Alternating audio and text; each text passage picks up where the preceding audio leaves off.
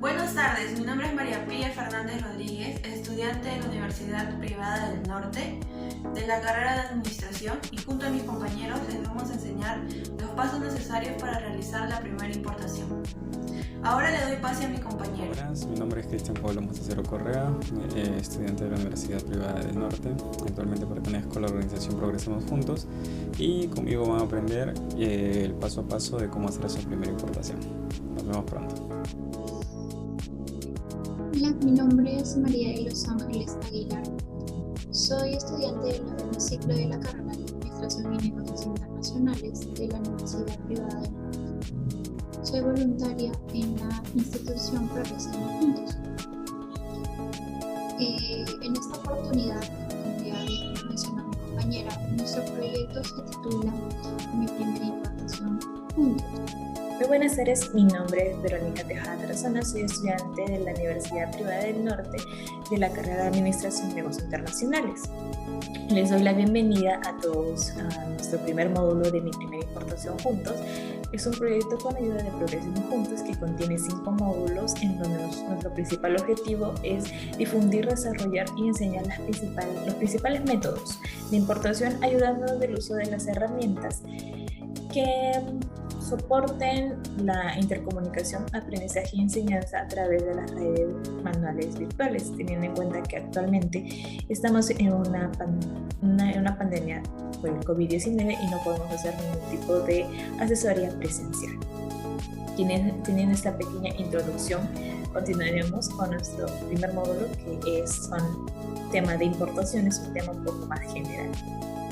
¿Qué entendemos como importaciones? Las importaciones son el conjunto de bienes y servicios comprados por un país en territorio extranjero para su utilización en territorio nacional. Esto quiere decir que un comprador peruano puede contactar con un proveedor extranjero de cualquier otro país y negociar un producto en específico que pueda ser importado y revendido. Línea de negocio, que en ese caso hemos separado en dos, que son un B2B y un B2C. Un B2B en inglés son business to business, que se refiere a las transacciones de bienes de un producto entre dos empresas.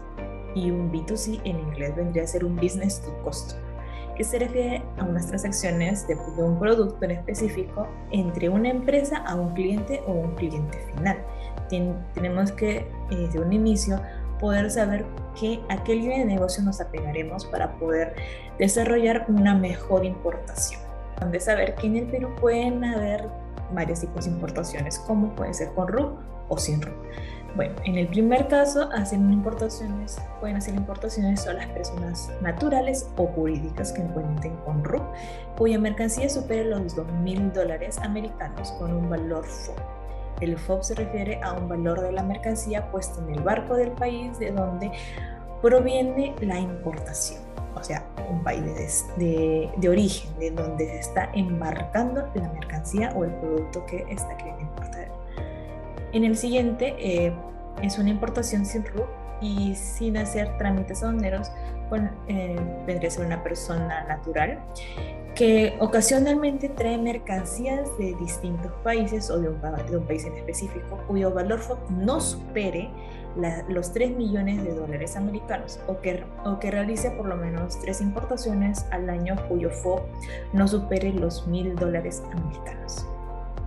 En el siguiente punto son algunos puntos que tenemos que tener en cuenta para una importación. En el primero tenemos el financiamiento.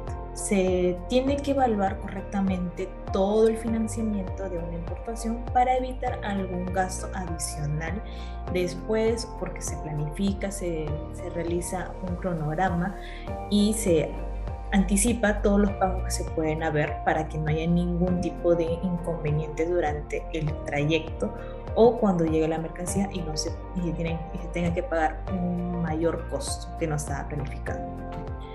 En proveedores, se puede realizar un estudio de proveedores mediante una búsqueda directa, que sería más que todo participando en ferias comerciales, realizando una investigación de mercado. Además de eso, se puede contratar un broker comercial, que se refiere que es una persona que tiene una gran cantidad una cartera de proveedores que nos pueden brindar para nosotros comunicarnos, o el mismo se comunica para que pueda hacer un negocio o negociar precios de un producto en específico. Pero también tenemos que tener en cuenta que un broker cuenta con una comisión. Se tiene que pagar una comisión por cada importación que se realice con el broker. El contrato está aproximadamente de una duración de 1 año o más, dependiendo de si es que si quieren ampliar más, o si es que se llevan mejor, o usted como importador desea trabajar con esa persona y le está yendo mejor con esa persona, puede ampliar el contrato, pero más o menos está en un rango de 1 año. Es bueno tener una buena negociación con los proveedores para negociar los precios, calidades y diferentes sectores del producto a importar. En contrato de compra-venta puede ser verbal como también escrito. ¿A qué nos referimos con verbal? Si es que ya usted es un importador ya que ha tenido experiencia, ya ha importado varias veces, algunas veces ya tienen alguna lista de proveedores que ya tienen confianza de tiempo. Si no es así, es recomendable que sea por escrito, pero si ya tienen una confianza, algunas veces se hace por llamadas o por una videoconferencia, por Zoom, por Meet, que se detalla todos los puntos del contrato para que se pueda ejecutar bien. Y bueno, como les decía, los contratos escritos, que son documentos físicos o como correo electrónico también. En los riesgos es analizar todos los posibles riesgos que se pueda conllevar durante todo el trayecto de la mercadería, porque algunas veces pueden haber algún incidente que no se ha planificado. Es bueno tratar de ver todo ese tema de riesgos.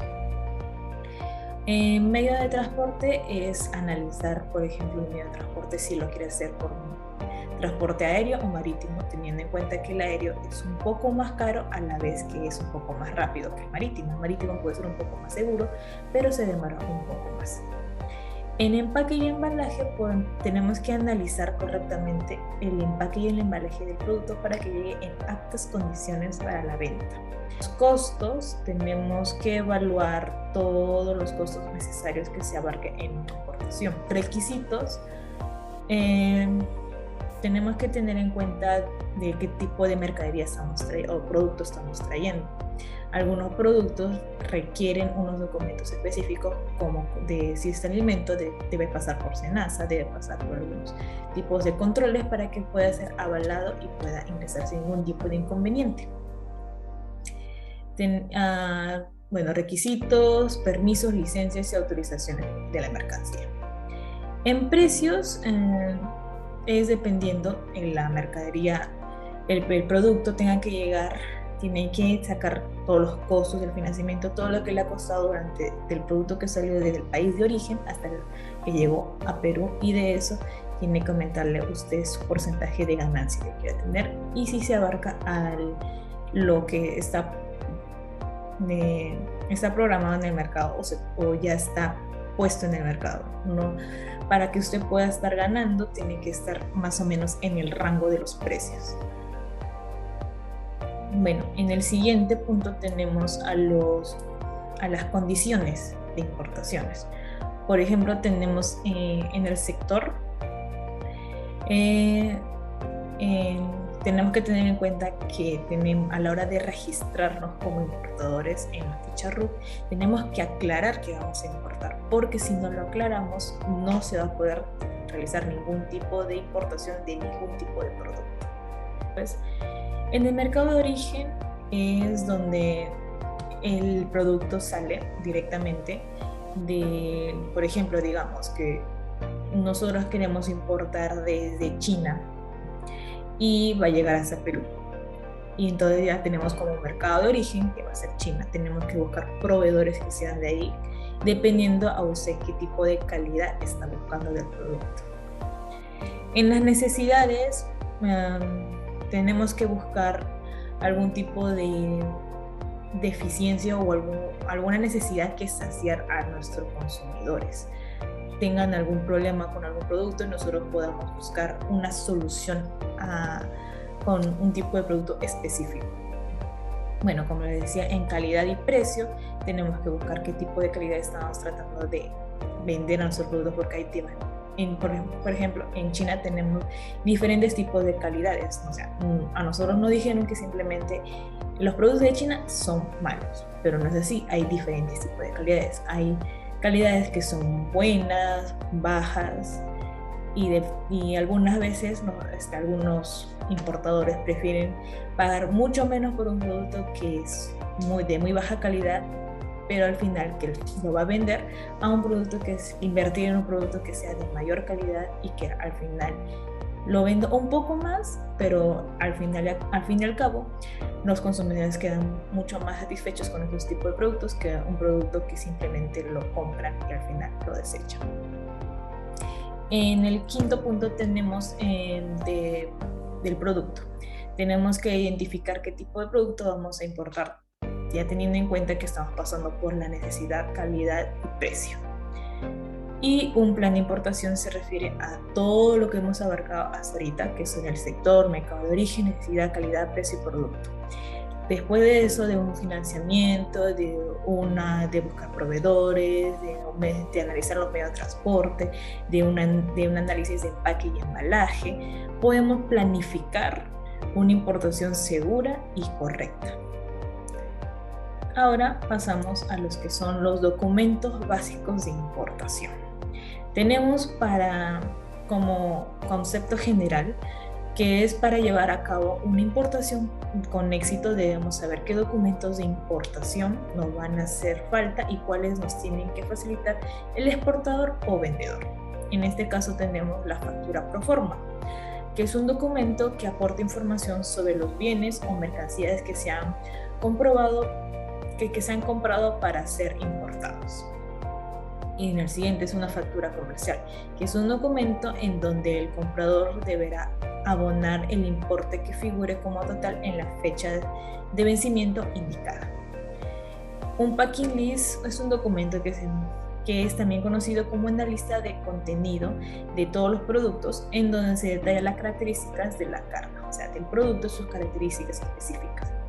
Un certificado de origen es un documento en el cual se certifica cuál es el origen de la mercancía y si es el vendedor quien facilita el documento al importador. Entonces,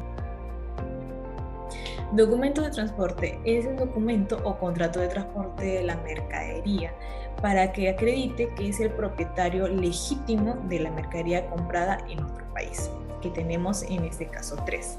El BL, que son para transporte marítimo, el Airbnb, que son para transporte aéreo, y carta aporte para un transporte terrestre, en este caso sería en Perú. Ahora vamos a ver las partes de una factura pro forma.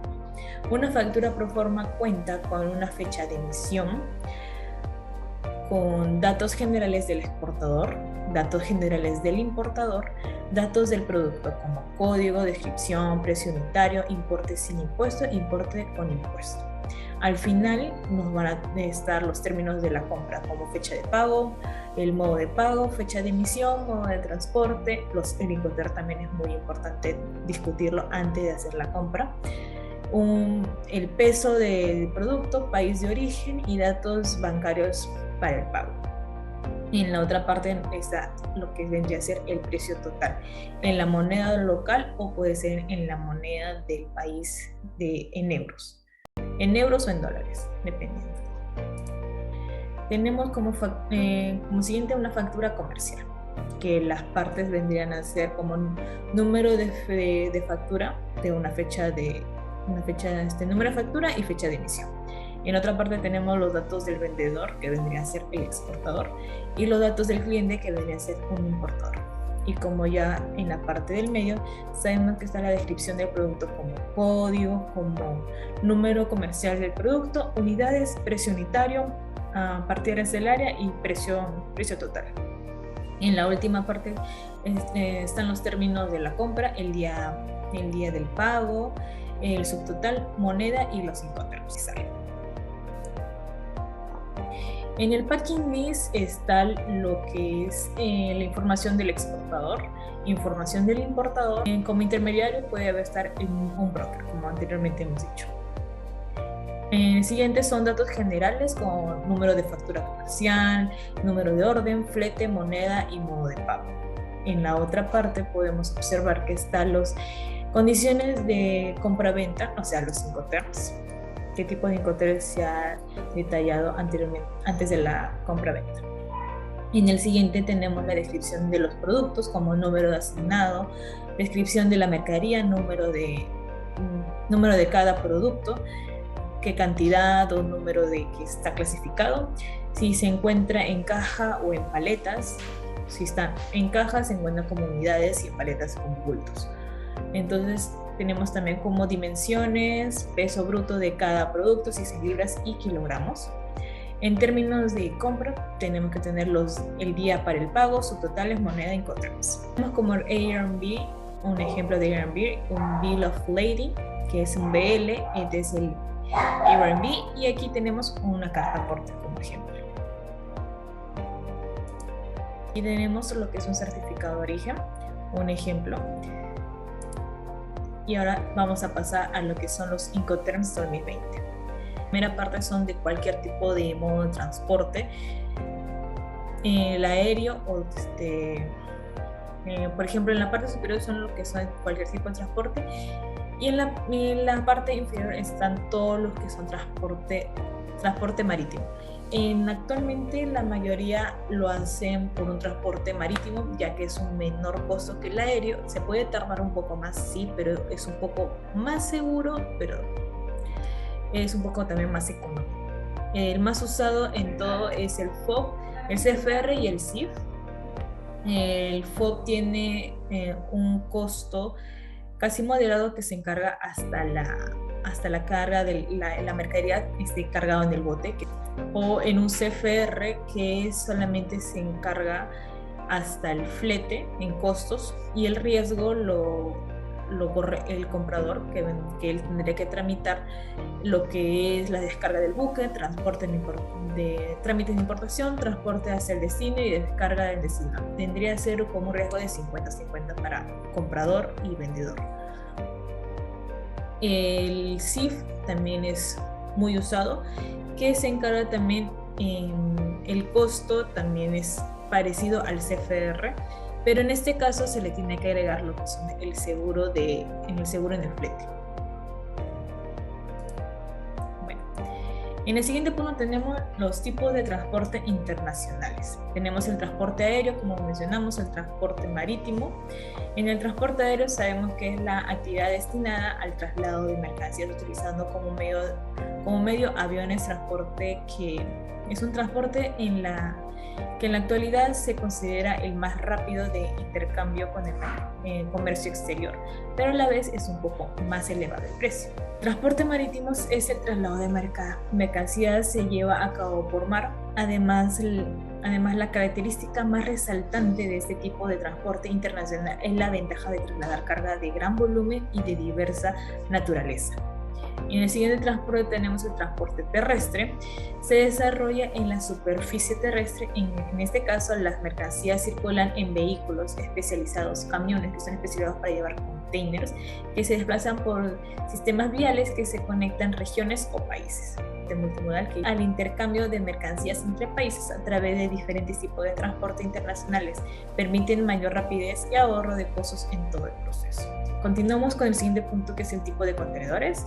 El primero es el estándar, es uso general con las más recurrentes para todo tipo de carga en la industria de transporte. Los tamaños más comunes son de 20 y de 40 pies, y aunque es más escaso, hay disponibilidad de 10, 30, 45 y hasta 53 pies, pero la mayoría es lo más usado dentro de 20 y 40 pies. Tenemos el reefer, contenedor refrigerado.